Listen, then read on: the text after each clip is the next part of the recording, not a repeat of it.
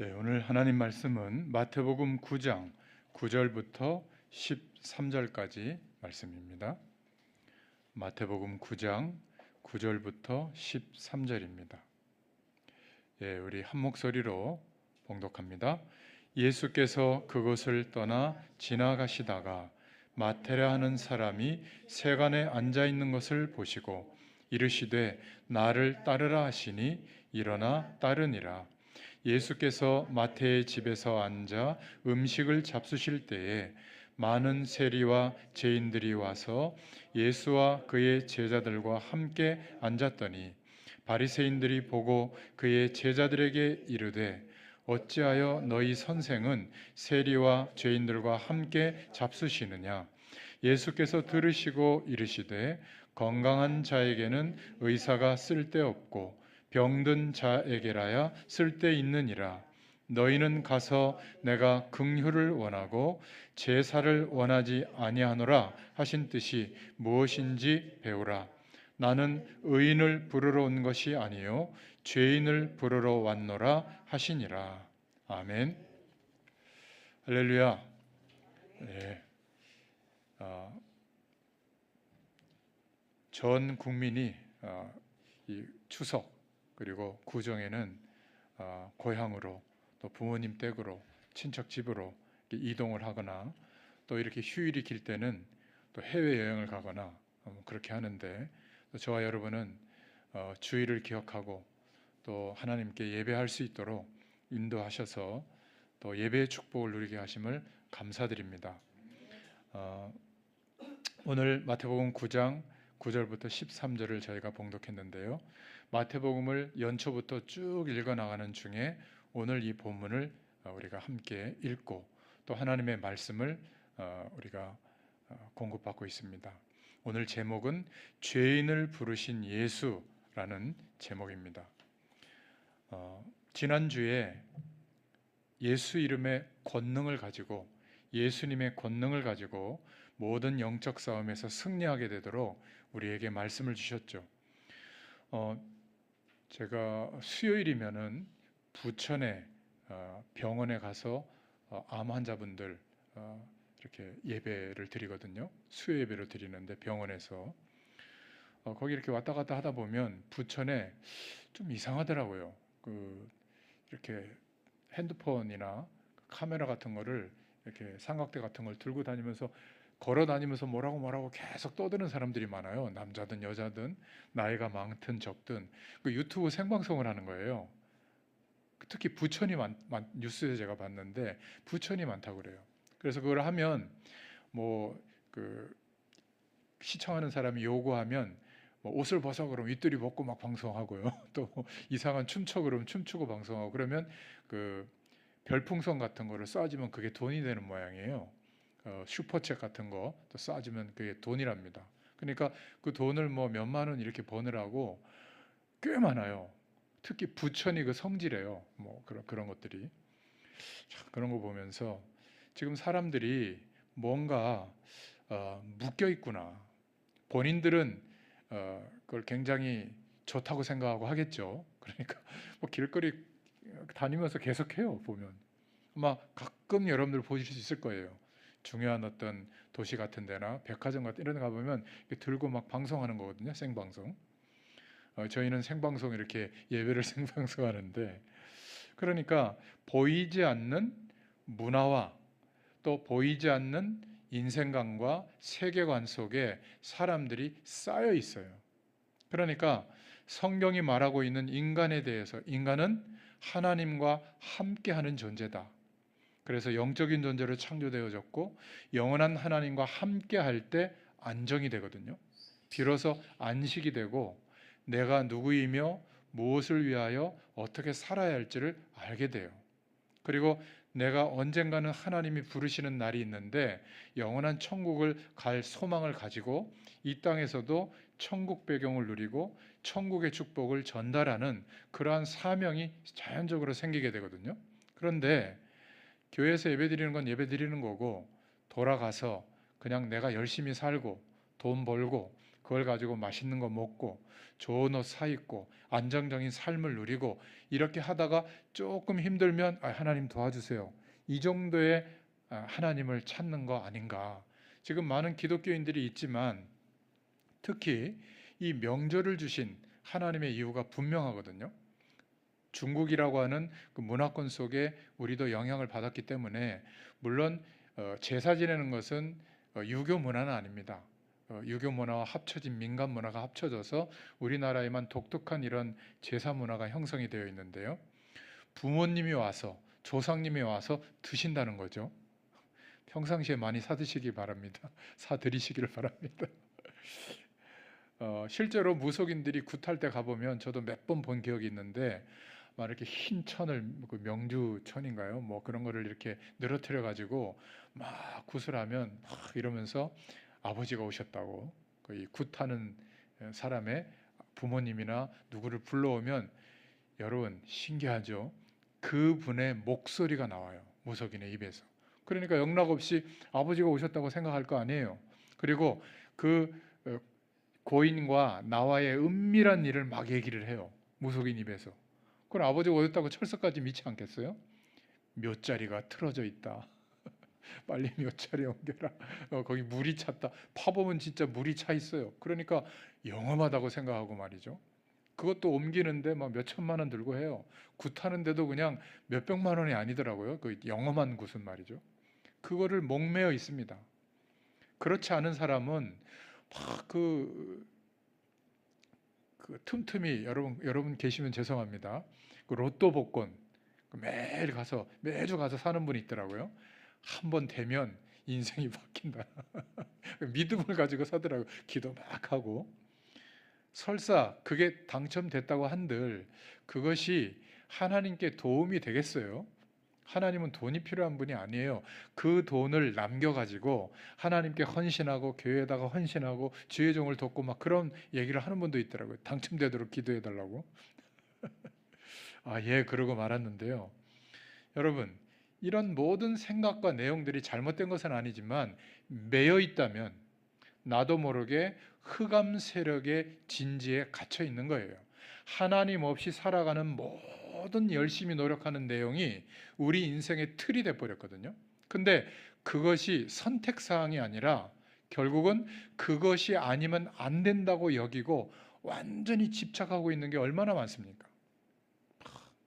이뻐야 되고 멋있어야 되고 또 우아해야 되고 아름다워야 되고 뭐 또 이제 계절이 바뀌니까 또 계절이 바뀌면서 뭐 또 입어야 되잖아요. 또 요즘 그러려면 유행을 또 봐야 되잖아요. 대학도 이 정도 커트라인은 가야 좀 사람들 앞에 내 자식이 어디 갔다고 얘기하고 말이죠. 또 누구하고 결혼했는데 이 정도 사는 직업이다 이렇게 해야 우리 사위, 우리 며느리 이렇게 설명하고 말이죠. 여러분, 하나님이 함께 하시는데도 너무나 결핍된 게 많아서 부족한 게 많아서 늘 괴롭고 힘든 인생을 살고 있지 않습니까? 속아서 그래요. 마귀의 세력이 속여서 그래요. 그게 전부인 것처럼 나도 모르게 동의한 거예요. 여러분, 지금 구원받은 하나님의 백성에게는 영원한 하나님이 거룩한 영, 성령으로 함께하고 계시는 줄 믿으시길 바랍니다.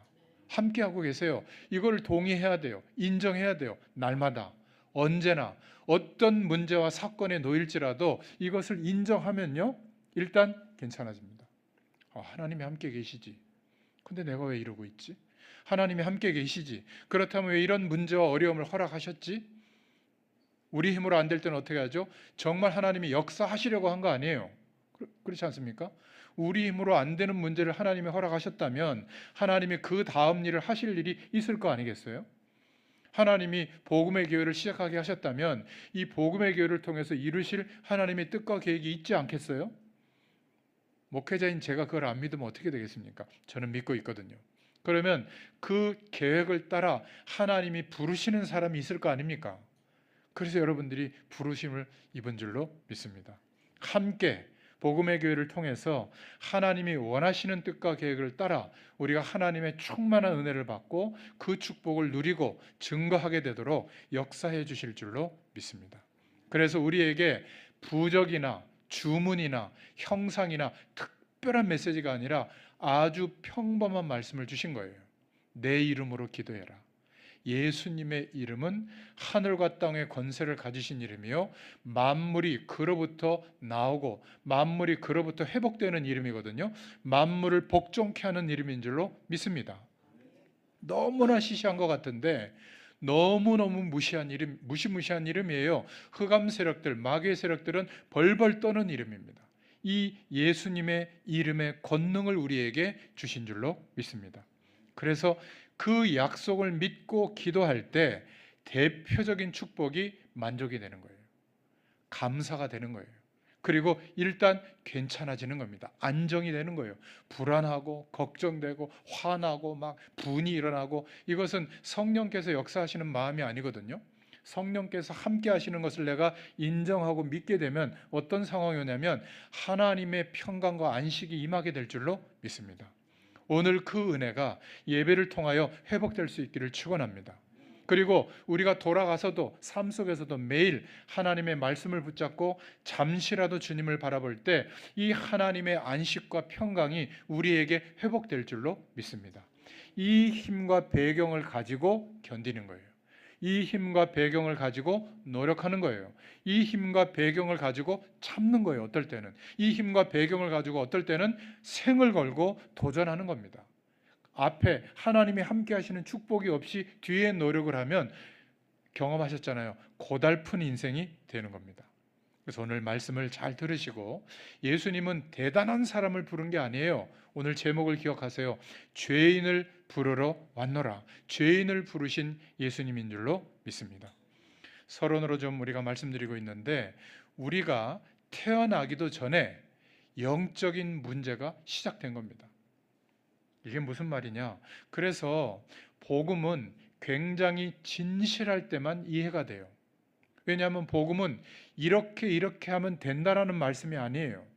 그거는 세상의 이론이잖아요. 최선을 다하면, 노력하면, 열심히 하면 큰 결과가 온다, 된다. 이게 세상의 기준이에요. 나쁜 것들은 아닙니다. 그러나 진리의 영역에는 도달하지 못해요. 우리의 근본 문제를 해결할 수 있는 내용은 못 되는 겁니다. 복음만이 진리인데 복음은 절대로 이해될 수 있는 게 아닙니다. 하나님의 은혜를 주셔야 되거든요. 근데 언제 복음이 이해되어질 수 있는 상태가 되냐면 진실할 때예요. 아, 돈을 가지고도 안 되는구나. 아, 건강을 가지고도 안 되는구나. 여러분, 진실하게 우리 인생을 한번 돌이켜 보세요. 최선을 다하는 것도 안 되는구나. 우리의 힘과 노력으로는 될 수가 없구나. 우리의 인생이, 이것이 인정될 때만 하나님의 말씀의 약속이 믿어지게 될 줄로 믿습니다. 그래서 복음은 진실할 때만 이해가 되고 믿어지는 거예요. 저와 여러분이 태어나기도 전에 만들어진 게 영적인 문제인데, 창세기 3장에 첫사람 아담과 하와가 하나님의 약속을 어기기 전부터 흑암과 혼돈과 공허가 있다고 창세기 1장 2절 3절에 보면 나와 있거든요. 그러니까 영적 세계에서 피조물인 천사장과 천사들 중에 3분의 1이 하나님께 대항하다가, 쉽게 말해서 하나님과 더 이상 영원히 함께할 수 없는 존재로 공중에 내어 쫓긴 존재가 된 겁니다. 이런 영적인 일이 있었던 거예요. 그 존재가 첫사람 아담과 하와에게 파고든 거예요. 선과 악을 알게 된다. 눈이 밝아진다. 하나님도 너 그렇게 될 거 알고 있다. 그래서 선악과 약속 속에 가둬놓으려고 하는 거다. 그런 의미로 속인 거죠. 하나님과의 언약 속에서 이렇게 종이처럼 기계적으로 창조되어 있다면 선택할 수 있는 자유와 권한이 없을 텐데, 하나님의 영원한 축복을 인간에게 허락하시고도 약속의 관계를 맺으셔서 선택할 수 있는 자유를 허락해 주신 거예요. 사랑이죠. 하나님의 영원한 사랑, 하나님의 영원한 축복을 알게 되도록 선택할 수 있는 자유를 주셨는데, 그 부분이 사단이 파고든 지점이에요. 그래서 하나님과의 약속보다 더 나은 인생의 길이 있는 것처럼 속였을 때 그것을 붙잡게 된 겁니다. 결국은 아담과 하와가 그 유혹에 빠져서 하나님과 함께 알 수 없는 생명을 잃어버리고 영원한 죄와 저주 가운데 인생이 완전히 빠지게 된 것이죠. 이게 인간의 근본적인 문제입니다. 영적인 문제를 겪던 내용이 이제는 그대로 우리 인생을 넘어서서 우리의 핏줄을 타고 태어난 후대들에게 그대로 영향이 갑니다. 한 20살까지는 표시가 안 나는 사람도 많아요. 그런데 어떤 분들은 30살, 40살 될 때까지도 열심히 최선을 다해서 살다 보니까 표시가 안 나는 사람이 있는데 거의 다 50세가 넘어가면서부터 문제가 오기 시작해요. 어떤 사람은 돈에 붙들리는 문제가 오게 되고, 어떤 사람은 이성에 붙들리는 문제가 오고, 어떤 사람은 약물 중독이 되고, 어떤 사람은 특정한 습관, 특정한 운동 이런 거에 붙들려 가지고 아니 히말라야까지 가서도 죽는다니까요. 등산에 붙들려서. 등산하는 게 나쁜 게 아닙니다. 거기에 몰두하는 거예요. 인생을 거는 거예요. 어떤 분들은 권력에 몰두하면 어떻게 되죠? 집을 다 팔아서라도 이 선거철 되면 나오잖아요. 여러분 그 투표용지 하면 보면 이상한 분들 이름 매년 나오는 분들 있잖아요. 대단한 분들이에요. 된다고 믿고 나오는 거거든요. 근데 거의 될 가능성이 없는데도 권력력에 붙들리면 그렇게 됩니다. 여러분 왜 그럴까요? 영적인 문제로 덮쳐 있는 거예요. 그러니까 몸이 아픈데 아픈 사람은 그 질병을 가지고도 사단의 세력이 장악해버리면 그게 영적 문제화 되는 거거든요. 어떤 사람은 건강 염려증이 생겨서 이런 데 못 옵니다. 어떻게 마스크 쓰고 있고 말이죠. 음식도 막 손 몇 번 씻어야 되고 그 식당에서 그 숟가락 젓가락 놓을 때 식탁에 그냥 닦지도 않는 것 같고 말이지. 휴지를 꼭 넣잖아요. 기사를 봤는데 휴지에 그 세균이 더 많다고 그러더라고요. 그러니까 넣든 안 넣든 상관이 없는데 어차피 우리의 면역력을 하나님이 축복하시면 이겨낼 거 아니겠어요? 그걸 더 믿어야 될 텐데 막 불안증, 염려증이 오면 못 견디는 거예요. 사람들 많은데 못 갑니다. 혹시 여러분 중에 특별한 그것이 내게 문제가 되는 게 있습니까? 오늘 한번 하나님 앞에서 말씀 들으면서 생각해 보시기 바랍니다. 지난주로 끝내셨어야 돼요. 예수 이름의 권능을 붙잡고 주님을 바라보시면 하나님이 역사하실 줄로 믿습니다. 그래서 오늘 기억하셔야 될 것, 첫 번째로 예수님은 대단하게 성공하고 아주 바르게 살고 의인으로 살고 그런 사람도 부르셨어요. 데오빌로나 또 누가나 이런 사람들은 바울이나 이런 사람들은 그런 사람들이거든요. 근데 대다수의 사람들은 그 당시에 경멸함을 받던 사람, 죄인들을 부르신 줄로 믿습니다. 예수님이 천국 복음을 증거하실 때 가장 앞에서 천국 복음을 들었던 사람들은 바로 그런 사람들이에요. 그래서 이런 것을 영화 같은 데 보면 배너나 이런 영화들을 보면 막 들판 같은데 예수님이 조금 높은 데 올라가 있고 막 모자란 사람들이 이렇게 막 거기 모여 있잖아요. 몇천 명. 거기에서 천국 복음을 증거하는 장면이 나오거든요. 진짜 그랬습니다. 저희는 지금 막 너무 좋은 환경에서 예배하고 있거든요. 그때는 예배당이 없으니까 들판에서 그냥 들에서 그렇게 들었어요. 왜냐하면 회당은 유대인들이 딱 장악하고 못 오게 하니까 그렇게 말씀을 들었던 겁니다. 지금은 영상으로 예배하고 이렇게 핸드폰으로 예배하고 너무나 좋은 시대잖아요. 너무 편하고 좋아서 예배가 제대로 되지 않는 경우도 많아요. 사실 우리 어릴 때 보면 대중교통이 어디 있습니까? 할머니들 고개 넘어서 그죠? 몇십 리길을 넘어서 새벽기도 오세요.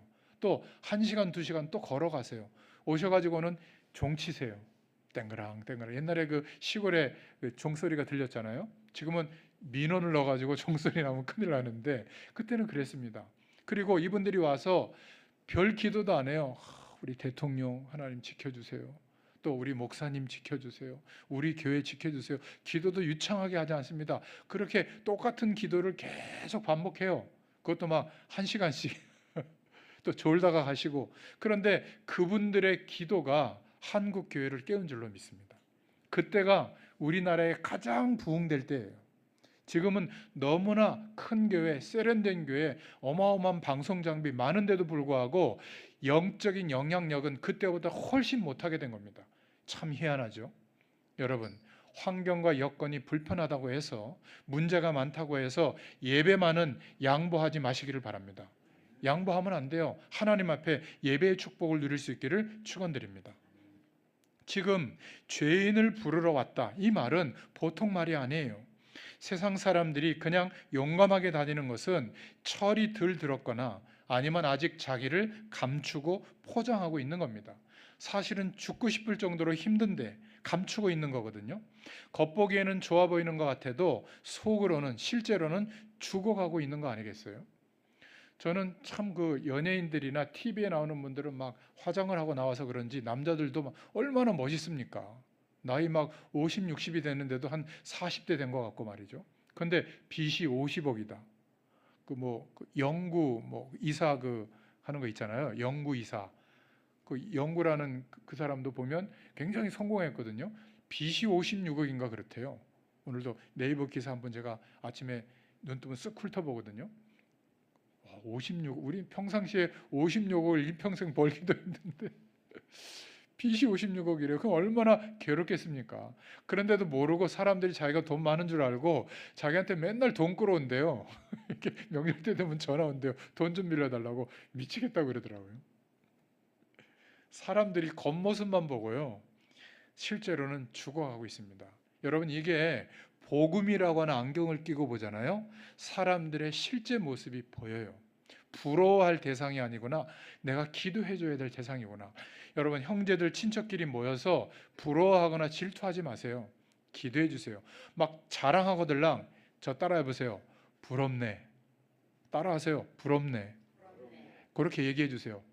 그것도 약간 부럽다는 표정으로, 부럽네. 잘 됐네. 이래야지. 아이고, 뭐 돈 좀 벌었나 보네. 나는 하나님이 함께 하는데 그것 가지고 자랑하냐? 이런 표정 하지 마세요. 그냥 맞춰주세요. 부럽네. 야, 잘 됐네. 밥이나 한번 쏴. 그럼 되잖아요. 돌아와서 하나님, 나는 이렇게 기도하는데 왜 나는 가정 형편이 이렇고 문제가 이렇고 막 그건 거꾸로 기도하는 거거든요. 그건 무슨 말이죠? 천국 복음이 아닌 거예요. 하나님 나라가 임해 있는 게 아니에요. 결핍되어 있는 거잖아요. 그렇잖아요. 생각이 교정될 수 있기를 바랍니다.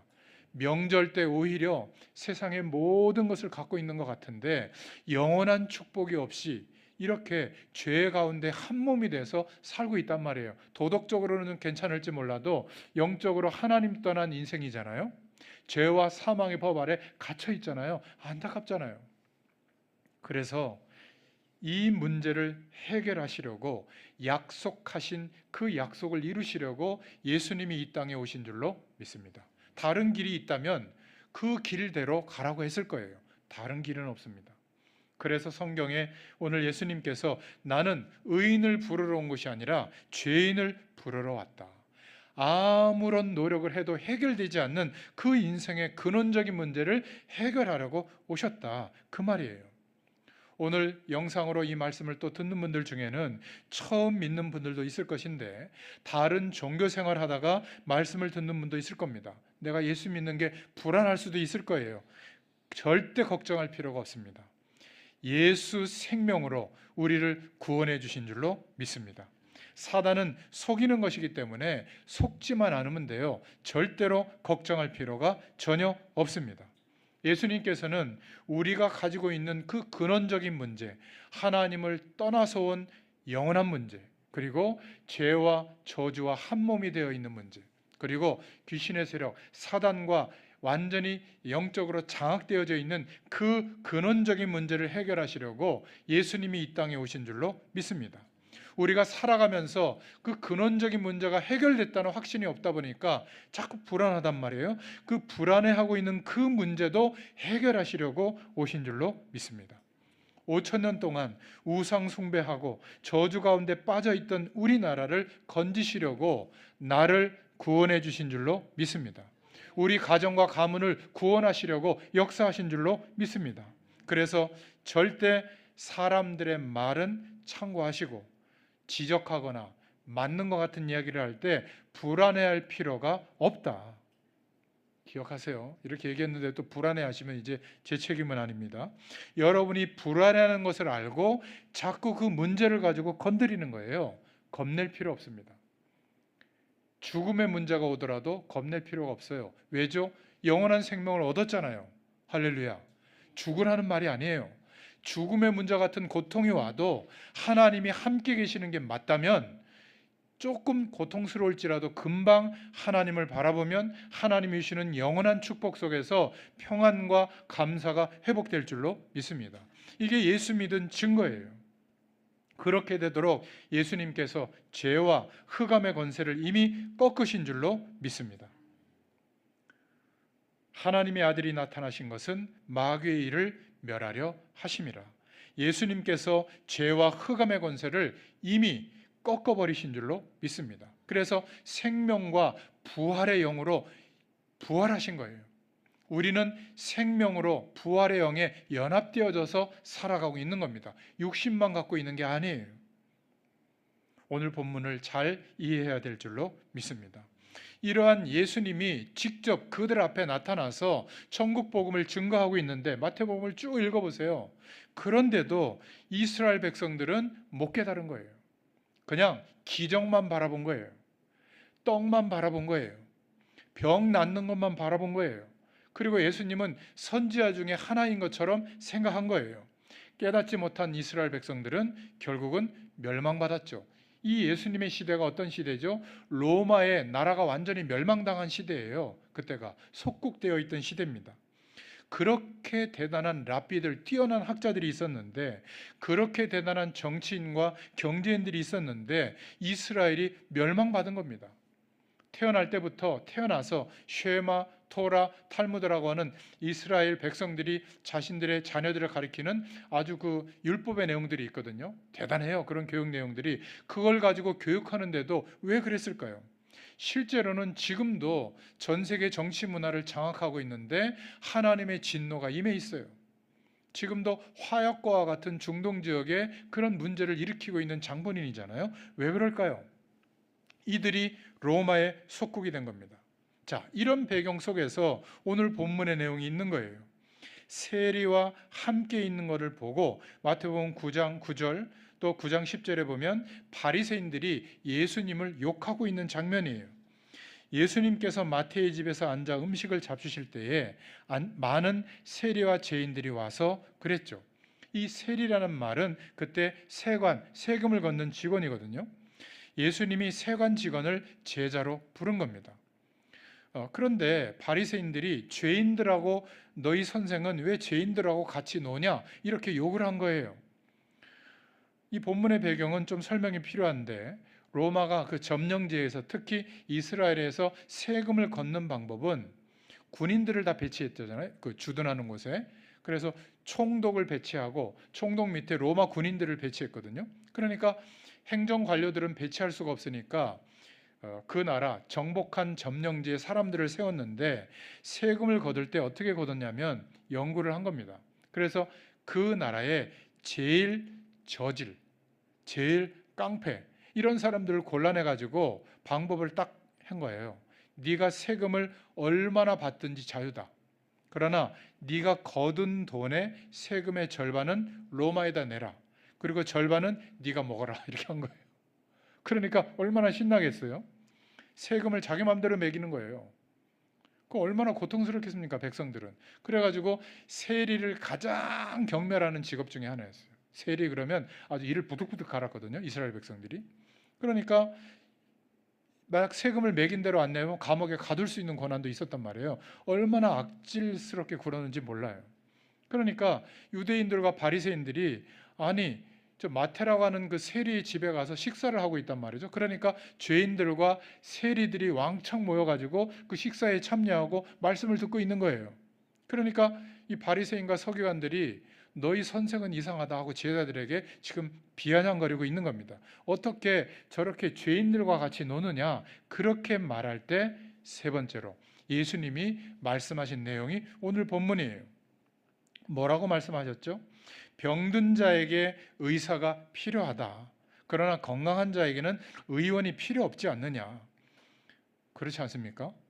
내가 지금 누구를 부르러 왔는지 아느냐? 의인을 부르러 온 게 아니다. 이렇게 죄인들을 부르러 왔다. 이렇게 말씀하고 있는 거예요. 그냥 지나갈 말씀이 아니에요. 우리가 하나님 앞에 언제 하나님의 말씀이 우리의 심령이 담기도록 역사하시죠? 가장 진실되게 하나님을 구할 때 아니에요? 저도 인생에 몇 번 큰 어려움들이 있어서 정말로 뭐 기도 제목도 생각이 안 나요. 그때는 아버지 하나님 도와주세요. 하나님 나를 아시지 않습니까? 하나님 나를 인도해 주세요. 이런 어려움 속에서 하나님의 뜻을 깨닫게 해주세요. 주여 하고 그냥 몇 시간씩 주님 부를 때도 있었거든요. 여러분 그때 하나님이 우리와 함께 하시는 은혜를 주시지 않았습니까? 저는 그때 은혜를 받았어요. 그 은혜가 일평생 어떤 문제 가운데 놓일지라도 흔들리지 않는 믿음이 그때 세워진 겁니다. 성경을 연구할 때가 아니에요. 제가 목회자니까 성경을 얼마나 많이 연구하고 보겠습니까? 아니에요. 성경 말씀도 하나님이 함께하는 은혜를 주시기 위해서 우리에게 허락한 기준인 줄로 믿습니다.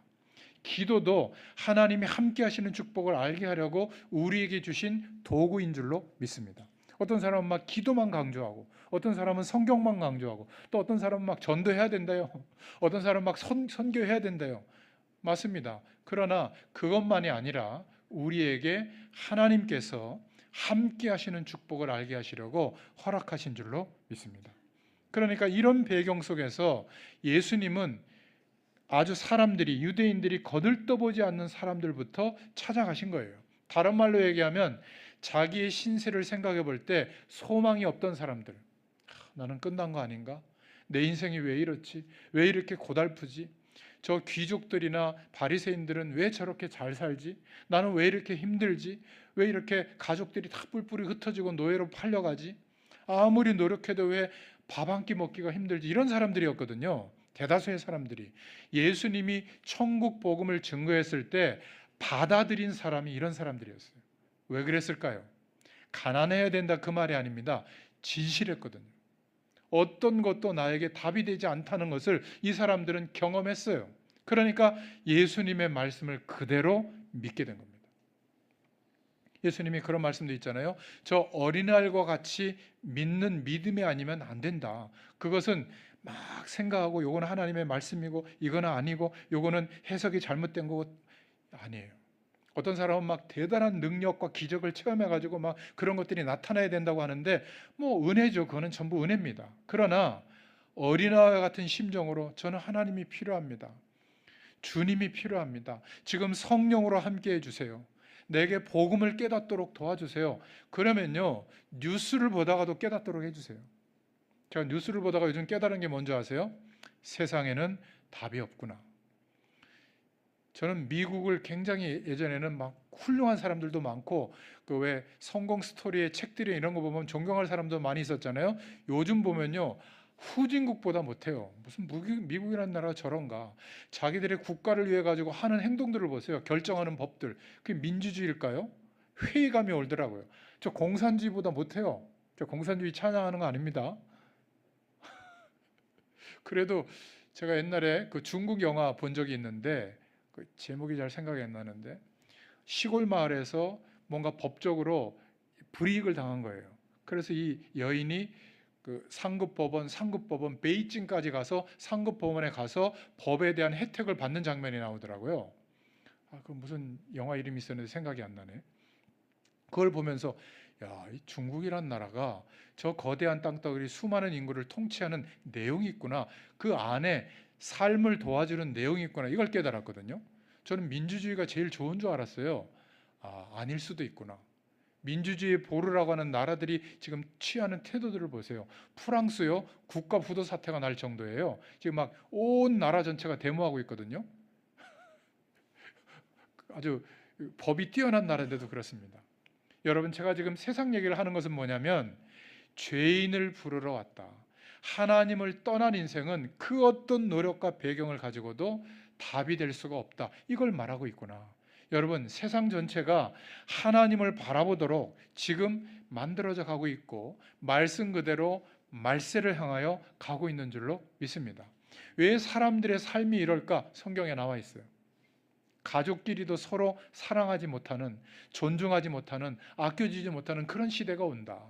존경할 만한 사람이 없는 시대가 온다. 처처에 재앙이 일어난다. 그리고 이상한 영을 가지고 역사하는 세력들이 어마어마하게 일어날 것이다. 말씀에 나와 있어요. 마태복음 24장에. 그렇죠? 이거는 놀랄 일이 아니고 그럴 수밖에 없구나. 그렇다면 나는 어떻게 하나님의 말씀을 바라보고 인도받아야 될 것인가? 오늘 예수님의 말씀을 기억하세요. 나는 죄인을 부르러 왔다. 인간의 힘으로 어쩔 수 없는 하나님 떠난 저주, 죄와 사망의 법 아래 매여 있는 저주, 죄와 한 몸이 되어서서 그 권세를 벗어나지 못하고 늘 죄 짓고 사는 저주, 그리고 사단의 영에 사로잡혀 있는 저주. 이제는요 그냥 대놓고 공중파 방송에 나오더라고요. 무속인들에 대해서 요즘 또 명절이 됐는지 말이죠. 10살짜리 애가 무슨 무속인 하는 것도 나오더라고요. 그 신을 받아가지고 그게 행복하다는 식으로 막 나오는데 참 너무 안타깝습니다. 우리나라는 기독교 국가 같이 보이잖아요. 무속 국가입니다. 등록된 무속인만 100만 명이에요. 그러면 등록되지 않고 그냥 학습해가지고 공부해서 무슨 법사 이래가지고 막 점초전 이런 데도 많거든요. 사이비들도 많고. 그러니까 한국은 정말 예수 믿는 우리들이 기도가 필요한 나라예요. 여러분 긴장을 늦춰서는 안 됩니다. 정사와 권세를 장악하고 급속도로 지금 퍼지고 있거든요. 거의 문화적으로 교회는 답이 없다고 지금 젊은 세대는 아예 공공연하게 말하고 있습니다. 왜냐하면 먼저 믿는 우리가 하나님이 함께하는 축복을 누리는 것을 보여주지 못하고 복음에 대한 능력을 소유하지 못하고 똑같은 종교적 열심만 가지고 만들어진 결과만 가지고 자랑하다 보니까 종교 중에 하나로 전락하게 된 거예요. 여러분 우리가 사명감 가져야 될 줄로 믿습니다. 그래서 교회 이름을 복음의 교회라고 하나님이 지으래요. 그래서 지은 거예요. 복음의 교회. 다른 건 뭘 포기해도 좋다. 그러나 복음만은 우리의 기준이 되자. 저와 여러분에게 하나님 주시는 음성을 들을 수 있기를 축원합니다. 병든 자에게는 의사가 필요한 거 아니냐. 건강한 자에게는 의원이 필요 없지. 너희들은 그리스도가 왔는데 내가 그리스도인데 필요 없지 않느냐. 나는 죄인들을 부르러 왔다. 그 말이에요. 지금 학교에서 한 해 동안에 학교라고 하는 울타리에서 벗어나는 퇴학당하거나 자퇴하거나 벗어난 애들이 몇 명쯤 될 것 같아요? 청소년들이 50만 명이나 됩니다. 깜짝 놀랐죠? 50만 명 가까이가 학교 울타리를 벗어난다니까요. 그럼 이들이 어디 가겠어요? 우리나라 학교를 한번 보세요. 예전에 학교가 아니에요. 그냥 입시 학원이에요. 문제풀이 학원. 자든 말든 냅두고요. 왜냐하면 막 대들고 막 사진 찍어서 올리니까 귀찮으니까 그냥 선생님들은 그냥 월급만 받는 거예요. 그냥 대충 가르치고. 안 그런 선생님도 있지만 학교 분위기가요 지옥 같습니다. 공부하는 애들 한 10%는 학원에서 다 먹고 학교 와서는 공부 별로 하지도 않아요. 대학 가면 되니까. 학교가 아니에요. 학원이 돼버렸어요. 진리의 전당이요? 아니에요. 이거는 정말 심각한 문제입니다. 그러니까 막 메가스터디나 이런 학원 같은 데는 막 강사 한 사람이 막 50억, 100억을 벌잖아요. 거기에 몰두하는 거예요. 문제풀이만 잘하면 좋은 데 가고 인생이 보장되는 것 같으니까. 여러분, 이 학생들이 어디를 가겠어요? 규칙에 의해서 위반했다고 정학당하고 막 제적시키거든요. 지금 오토바이 몰고 다니고 있고요. 그 배달하는 친구들. 당장 일할 수 있는 곳이 그런 것밖에 없잖아요. 주유소 가면 주유 넣어주는 분들. 나쁘다고 얘기하는 게 아닙니다. 이들이 복음의 능력을 가지고 내가 누구인지 무엇을 위해서 어떻게 살아야 하는지를 회복해야 되는데 우리 후대들이 가정에서 지금 이렇게 빗나가고 있는 거예요. 모범생으로 자라도 영적 문제가 들이닥치면 또 무너지는 거예요. 여러분 복음의 힘이 없으면 불가능한 시대가 된 겁니다. 왜 그렇죠? 너무나 빨리 정보가 막 밀어닥치고 있는 거예요. 예전에는 TV를 봐야만 신문을 봐야만 외부의 소식들이 들려졌잖아요. 지금 핸드폰 막 넘기면서 보잖아요. 막 넘기면서. 영상도 너무 길게 하면 못 보니까 팝업 영상이라고 해가지고 그냥 한 10초, 20초 막 그게 또 유행이잖아요. 그것도 귀찮으니까 AI가 만들어진 영상 그런 거 보고. 이러면 어떻게 되는 줄 아세요? 뇌가요 막 순간순간 반응을 하는데 깊이 생각하고 정보들을 수집해서 평가를 하고 내 인생관에 맞도록 재정립하는 시간이 전혀 없거든요. 그게 바로 멍하게 생각하는 시간이고 산책하고 묵상하고 이런 시간이 필요한데 이런 게 없는 거예요. 빈 시간도 막 정보를 보고 있으니까. 말씀도요 주일 강단 말씀이면 충분합니다.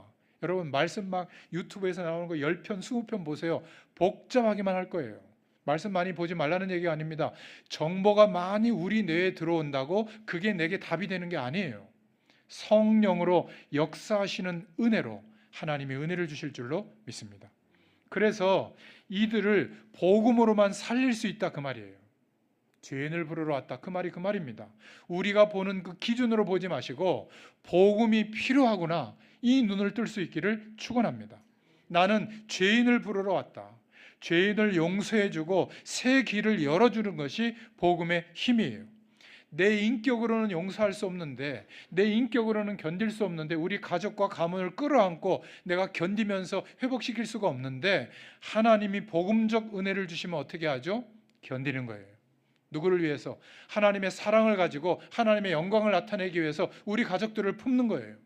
기도해 주는 거예요. 내가 조금 더 일하는 거예요. 내가 희생하는 거예요. 근데 이게 기쁜 은혜가 임하게 될 줄로 믿습니다. 하나님 언제 이 수고의 짐을 내려놓게 할 겁니까? 아니에요. 아직 십자가에서 죽으신 주님의 죽으심에 대해서 공감하지 못하는 표현이에요. 창조주신데 창조주가 인간으로 오셔서 죽으시고 있다니까요. 영원한 대속제물이 되시기 위해서. 그 사랑과 견줄 만한 희생이 이 땅에는 없어요. 우리는 조금 흉내낼 뿐이에요. 하나님의 사랑이 임하면 어떤 것도 믿음의 힘으로 견딜 수 있고 변화시킬 수 있을 줄로 믿습니다.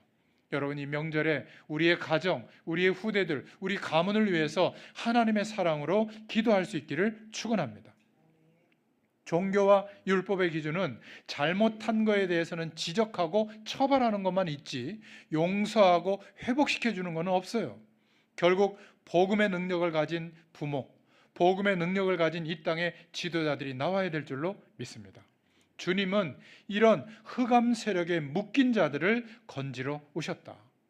어쩌다 실수로 남을 죽게 한 경우 말고 늘 살인한 사람, 죄를 옹호하라는 말이 아닙니다. 늘 살인하는 사람도 옹호해라 그 말이 아니에요.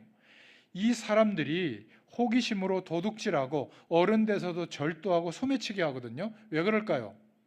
묶여 있는 거예요. 그러한 죄의 권세에 묶여 있는 거예요. 스스로는 못 빠져나옵니다. 여러분 알코올이 중독이 되면 술 못 빠져나와요. 이미 혈관 속에 알코올이 돌고 있잖아요. 여러분 그 흡연하는 거 그게 뭐 그렇게 나쁘겠어요? 건강에도 안 좋은데 많이 피우시기 바랍니다. 계속 피우실 분들은. 근데 니코틴이 혈관으로 돌기 때문에 못 끊어요. 어느 날 하나님이 끊어 주셔야 되거든요. 부끄럽지만 저도 많이 폈어요. 청소년기 때, 청년 때까지. 어느 날 구역질이 나요. 냄새 맡으면. 구역질이 나는데 굳이 이러고 있을 필요가 있겠습니까? 끊어버렸죠 뭐. 끊는 게 아니라 그냥 시시해서 그냥 더 이상 안 하게 됐죠. 우리가 우리의 힘으로 안 되는 고질적인 문제들 하나님께 기도하시기 바랍니다. 어느 날 내가 왜 그랬지 싶을 정도로 바뀌어요. 성격도 바뀌고 막 염려했던 것도 바뀌고 그런 은혜를 주실 줄로 믿습니다. 하나님은 흑암 세력에 묶인 자들을 건지러 오셨다. 뭔가 묶여있는 거기에서 언제 빠져나오죠? 예수님을 그리스도로 믿고 영접할 때 하나님의 영 성령께서 임하시면 빠져나오게 될 줄로 믿습니다. 그래서 네 번째로 기억하세요. 예수님은 죄인들을 불러서 제자로 바꾸셨어요. 죄인을 고쳐서 사용하시기도 하는 겁니다. 무능한 자도 세워가시면서 사용하시고요. 병든 자도 고쳐서 사용하셔요. 이 지상에 인간이 바르게 살 수 있는 교훈은 많습니다. 그러나 죄 사함을 받는 길은 복음밖에 없어요. 최고 학교를 나와도 선조 때부터 내려오던 저주의 문제, 죄의 문제는 해결할 수가 없는 거예요. 그래서 하나님께서 피할 길, 예수 그리스도를 믿는 길을 우리에게 주신 줄로 믿습니다. 예수님을 보내셔서 십자가에서 죽으심으로 모든 저주를 끝내신 겁니다. 그것을 하나님의 의라고 말하는 거예요. 다른 종교, 특히 불교 이론 같은 데 보면 우리가 짓는 죄 그대로 지은 대로 보응을 받는다. 그게 종교의 이론이거든요. 그러나 복음은 보응을 안 받는 길이 있다는 거예요. 어떻게? 너를 위해서 죽으신 예수님을 그리스도로 믿으라는 겁니다. 믿는 순간에 우리가 죄에 대해서, 저주에 대해서 죽을 수밖에 없는 존재인데 어떻게 됐다고요? 죄에 대해서 죽은 존재로 하나님이 인정해 주신 거예요. 아, 취소. 너 잘못했으니까 취소. 더 열심히 해. 그러면 인정해 줄게. 안 해요. 인정하신 그날부터 영원히 인정하고 계세요. 무슨 그런 법이 있어요? 그게 성경 말씀이에요. 아니, 이 법을 왜 안 따르겠어요? 수지 맞는 건데. 그렇지 않습니까? 그렇게 빌고 그렇게 갖다 바치고 그렇게 노력해야만 된다고 하는 그 말은 왜 그렇게 열심히 하는지. 제가 지난주인가 지지난주인가 종로에서 목사님들을 만나서 식사하는데 바로 옆이 조교사더라고요. 그 낮 시간에 얼마나 빌고 있든지 그 많은 사람들이. 저희들은 빌어서 복 받는 게 아닙니다. 예수님이 하신 일을 믿음으로, 이루어진 그 일을 믿음으로 와 있는 축복을 누리게 되는 줄로 믿으시기를 축원합니다. 하나님께서 용서하셨대요. 왜 내가 그거를 끄집어 가지고 또 막 그 되풀이하고 되새김질하고 있습니까? 그러지 마시기 바랍니다. 나의 약점, 실수를 인정하고 회개를 다 해도 안 되는 문제가 하나님 떠난 죄 문제예요. 이거는 세상 법전에도 나와 있지 않는 죄예요. 하나님을 떠나서 출생한 게 재앙이 오는 죄라니까요. 죄와 한 몸이 될 수밖에 없는 죄라니까요. 모든 우리가 지은 죄를 다 찾아내고 용서를 빌어야 된다. 그런 단체도 있더라고요. 그렇게 회개해야 복 받는다. 회개할 수 없어요. 우리도 우리가 지은 죄를 다 모르는데 어떻게 기억하겠어요? 여러분, 그럼 그 기억 못한 죄 하나님이 딱 꽂고 있다가 그것 때문에 저주받아라 이럴 겁니까? 아니에요. 다 기억해낸다고 할지라도 그 죄 문제에서 해결받는 게 아니다. 아무리 양심적으로 된다고 해도 해결되는 게 아니다. 우상 숭배한 조상의 죄, 원죄에서 태어난 죄, 우리가 모르고 지은 하나님 없어도 살만하다 이런 가능성을 사람들에게 전파해 영향을 준 죄. 잔소리 많이 하셨잖아요. 인사 잘해야 돼, 착해야 돼, 아침에 일찍 일어나야 돼, 착하게 살아야 돼, 열심히 살아야 돼, 최선을 다해야 돼. 그게 하나님 없이 설파한 죄예요. 그래서 우리 후대들이 그 모양으로 딱 인생이 된 거예요. 만족하십니까? 저는 만족 못해요. 잘못 얘기한 거예요. 주님이 함께 할 거다. 하나님이 너를 인도할 거다. 너 괜찮아. 아무리 망가져도 하나님이 역사하시면 되니까 아빠 걱정 안 해. 이래야 되는데 그따위로 살아서 되겠냐. 이런 말밖에 못했잖아요. 우리가. 너무 미안하더라고요. 여러분, 나와 나의 후대가 받을 저주를 십자가에서 다 씻어주신 줄로 믿으시길 바랍니다. 예수 믿는 순간에 하나님께서 죄에 대해서 죽은 존재로 여겨주신 거예요. 다 용서해 주셨습니다. 오늘 결론을 맺겠습니다. 확신을 가지자. 하나님께서 여러분을 자녀로 부르실 때 모든 죄와 저주에서 해방시켜 주신 줄로 믿습니다. 이것을 언약으로 붙잡고 명절에 기도하세요. 두 번째, 확신을 가지시길 바랍니다. 하나님의 자녀는 하나님이 함께 하시고 있기 때문에 절대로 망할 수가 없다. 그래서 사단이 하는 짓은, 하나님의 자녀에게 하는 짓은 딱 하나밖에 없어요. 속이는 거예요. 요한복음 8장 44절, 큰일 났지? 끝났지? 틀렸지? 안 되지? 이렇게 속이는 거예요. 그때 아멘, 큰일 났네. 아멘, 망했네. 왜 동의를 하십니까? 하나님께 기도하세요. 하나님, 내가 이렇습니다. 하나님, 나를 도와주세요. 베드로전서 5장 7절부터 8절에 우는 사자같이 두루다니며 삼킬 자를 찾고 있습니다. 절대로 그런 불신앙과 시험거리에 아멘 하지 마세요. 하나님의 말씀을 붙잡고 하나님을 바라볼 수 있기를 바랍니다. 마지막 세 번째, 이제는 과거의 모든 쓰디쓴 기억에서 해방받으시길 바랍니다. 확신 갖지 않으면 자꾸 건드려요. 근신하라 깨어라. 너희 대적마귀는 우는 사자같이 두루다니며 삼킬 자를 찾나니. 그랬어요. 대부분의 사람들이 과거가 어떻다, 못 배웠다, 상처받았다, 저 사람 때문이다 갖고 있어요. 다 옛날 기억에 사로잡혀 있습니다. 옛날을 추억은 해야 되지만 거기에 사로잡히면 안 될 줄로 믿습니다. 사로잡히면 그게 사단의 통로가 될 수가 있어요. 이미 예수 그리스도께서 저와 여러분을 죄와 저주에서 해방시켜 버렸는데 자꾸만 사로잡혀 있으니까 속고 당하는 거예요. 여러분은 하나님의 자녀이기 때문에 당해도 물론 망하지 않습니다. 그러나 손해를 겪잖아요. 저와 여러분은 옛날에 누구를 섬겼죠? 눈에 보이지 않는 마귀를 섬겼던 겁니다. 그런데 하나님의 자녀가 되니까 계속 건드릴 거 아니겠어요? 거기에 속지 말라 그 말이에요. 여러분은 하나님의 자녀가 되어졌어요. 지금도 성령으로 함께하고 계시는 줄로 믿습니다. 예수님께서 오늘 직접 말씀하시기를 나는 죄인을 구하러 왔다. 정확하게 말하면 저주에 빠진 자를 건지러 왔다. 예수 믿고 어려움 당하는 사람들은 전부 옛날에 과거에 사로잡혀 있어서 그래요. 아직까지도. 분명히 확인해 보시기 바랍니다. 예수 믿는 사람이 분명히 예수 믿는데 어려움을 겪고 있는 사람은 과거에 사로잡혀서 그래요. 지금 해방받을 수 있기를 축원합니다. 이제 우리의 남겨진 인생의 시간은 응답받을 것만 남아있어요. 예수님께서 다 갚아주셨어요. 내 대신에 빚을 다 갚아주셨는데 내가 왜 또 갚아줘야 됩니까? 아니, 우리 아버지가 내가 진 빚을 사고 친 거를 다 갚아줬는데 내가 뭐 때문에 거기 가서 돈 없으니까 일해드릴게요 하고 굽신거려야 될 거예요.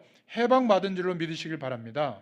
내가 잘못해서 쓴 돈이지만 아버지가 다 갚아줬는데 내가 왜 또 가서 빌고 갚아야 되겠어요? 그럴 필요가 없어요. 죄책감에 사로잡히거나 과거의 상처에 머무르지 마시길 바랍니다. 하나님이 예수 그리스도를 보내셔서 저와 여러분이 받을 모든 저주와 죄의 권세, 사망 권세를 다 없애버렸다. 이 말을 언약으로 붙잡을 수 있기를 축원드립니다. 이제 우리의 과거와 현재와 미래를 하나님께서 인도하시는 것을 확신하시고 이제 우리의 가정과 가문과 후대들을 생각하면서 이 명절 때만이라도 가문복음화, 가정복음화를 위해서 여러분들이 깊이 기도하는 시간 되시기를 축원합니다. 기도하겠습니다. 하나님께 감사를 드립니다. 우리가 과거의 흑암 세력의 속임수에 사로잡히지 않도록 도와주시옵소서. 과거의 생각에 사로잡히지 않도록 도와주시옵소서. 과거에 받은 저주에 사로잡히지 않도록 도와주시옵소서. 우리의 부모와 선조들의 우상 숭배하던 저주에 사로잡히지 않도록 도와주시옵소서. 배우지 못한 무식이라고 하는 거기에 사로잡히지 않도록 하나님이 새 힘을 주시옵소서. 과거에 실패한 곳에 사로잡혀서 넘어지지 않도록 주의 백성들에게 성령으로 역사하여 주시옵소서. 오늘 죄인을 부르사 제자로 삼으신 주님께서 저희들을 부르셔서 하나님의 일꾼으로 삼아주심을 감사드립니다. 모든 실패와 저주가 영원히 무너지게 하여 주시옵소서. 오늘 주의 백성들에게 새 힘을 주시고 영적인 눈이 열리게 하여 주시옵고 지금부터 하늘의 지혜를 얻게 해주시고 지금부터 하늘의 축복을 받게 해 주시옵소서. 이제는 전도와 선교의 축복을 누릴 수 있도록 기도의 비밀을 가지고 오늘 예배당을 나서게 하여 주시옵소서. 예수 그리스도의 이름으로 간절히 축복하옵고 기도하옵나이다. 아멘.